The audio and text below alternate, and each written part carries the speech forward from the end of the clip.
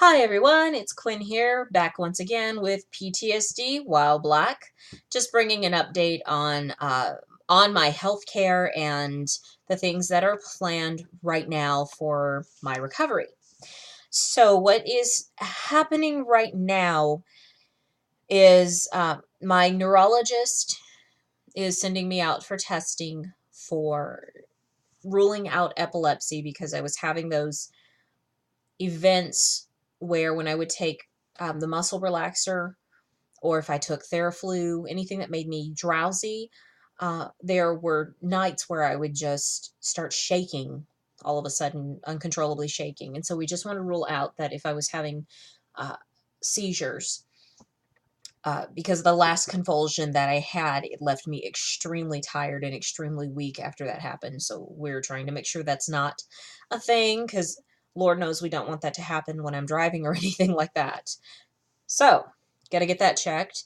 And we're also doing some testing to find out about the nerve damage that's happening, because this has been since the car accident. I'm still having the experiences of where I lose feelings, especially in these two fingers and down the arm. In the middle of the night, I lose feeling in the entire hand, the entire arm, actually. It's kind of annoying. It's like all the way down. And I also I lose feeling in both hands and also in my feet, especially my left foot. There's something messed up with the nerves in the lower back as well, which I think is contributing to the swelling in the knee. So we're just going to test that stuff and find out what the hell is going on. Now, with regards to the PTSD, I have just had this week my first meeting with my EMDR therapist, which that's the eye movement. Let me look that up. Eye movement desensitization and reprocessing. So basically, I'll be following a wand and learning to reassociate the feelings around my triggers with different memories. This week, we just really looked at what were pleasant memories or pleasant things for me. And that was kind of hard. When it came to my teenage years, I was like, can we skip those years and go on to the rest of life?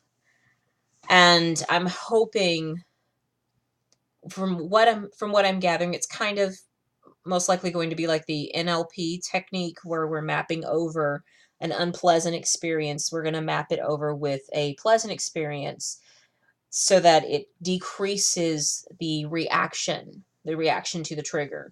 I've had that done to me before using NLP. I've also been subjected to hypnosis in the past, and I'm a really good hypnosis candidate. So I'm hoping the EMDR will work for me, because I would like to let go of the intensity of my reaction to all the triggers that I've had with everything that's happened. Because like this last week, I had a really disturbing dream, and I haven't had violent dreams before, but this one, I've never had a violent dream. This was violent, where I dreamt a friend was shot by a police officer, and then the officer stuck the gun down into the wound to ensure this person was dead. And I've never dreamt anything like that before. And so it's just disturbing to me. I'm having a lot of dreams that center around destruction, death, or stuff like that. And that's um, not normally my realm. My realm's usually just weird. So I'm not comfortable with that. And I talked to my regular therapist about it, and she's going to work with me on some techniques to start doing lucid dreaming. That way, when craziness is happening, I can hopefully stop it and change it around. I'm really hopeful that that will be successful, because my EMDR therapist says that I will start to have a lot of weird dreams after the sessions, because the brain is going to be reprocessing how it has viewed trauma, basically. Ugh. One of the other things, and I'm feeling sick right now, one of the other things that I've been dealing with is my reaction to trauma. I've been really triggered like crazy this last week with stuff in the news and manipulation and dishonesty in the home and stuff like that. It's like, ugh. my go-to coping mechanism has been binging. I have an eating disorder. I have bulimia, and I really have not addressed it. And today I talked to my regular therapist about it, and she's going to refer me to some specialists, or at least some resources that I can get with regards to addressing my bulimia.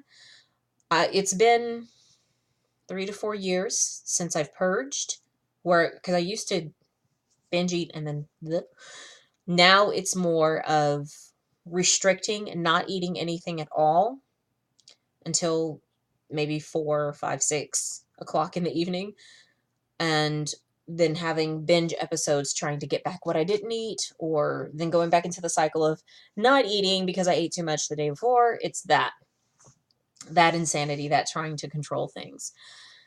So at least I'm out in the open about it with my therapist versus ignoring that it's a factor. Because what's really happened is I took the self-injury that I did as a teenager in my early 20s, and as a teen I was also doing the restricting, purging, binging behavior. But I stopped the cutting, continued the eating disorder, and now I'm just binging and restricting. So obviously what I've done is I've just transitioned on the ways to do self-harm, and I'd like to let all of that go entirely. So I'm admitting that I'm not okay, that I'm not well still with this injury and the way that I view myself. Um so that, God, I feel like I'm gonna throw up.